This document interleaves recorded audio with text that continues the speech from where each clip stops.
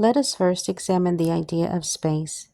Space is the mental symbol for infinity. Consider yourself as standing at a fixed point in space.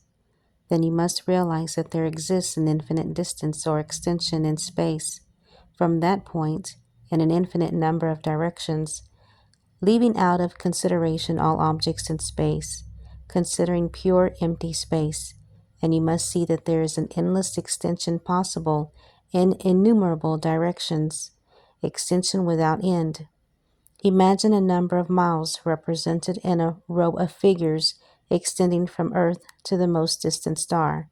Then multiply that number by itself, and then the product by itself, and so on, for a time equal to the number of years since the cosmic day began. Then you would have a number of miles, the written figures of which would fill all the space that your mind is able of even conceiving. Then think of a being traveling to the extent of that measurement. Would he then be near the end of space? No. The distance traveled by him would be as a mathematical nothing or zero compared with infinite space. No mathematician could have figured out the infinitesimal smallness of the fraction denoting the comparison, were he to have worked continually since the dawn of the cosmic day.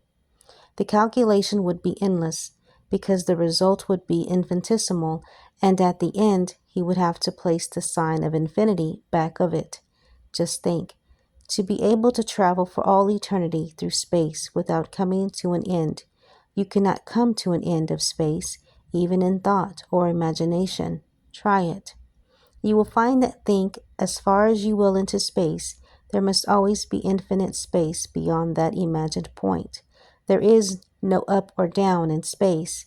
Space is something with its center everywhere and its circumference nowhere. At the last, philosophy and science are compelled to hold that space is merely the possibility of infinite extension or the infinite possibility of extension. To the universal ether, in the end, ether is called the great mystery of science. It must be considered as a nothing that is a something. A leading scientific lecturer said and wrote recently, the ether is unconditioned, an entity of no properties but of all possibilities, or more exactly, not an entity at all, but an infinite possibility. And so we find even matter and things themselves arising from and being resolved into an infinite nothingness that is also infinite possibility.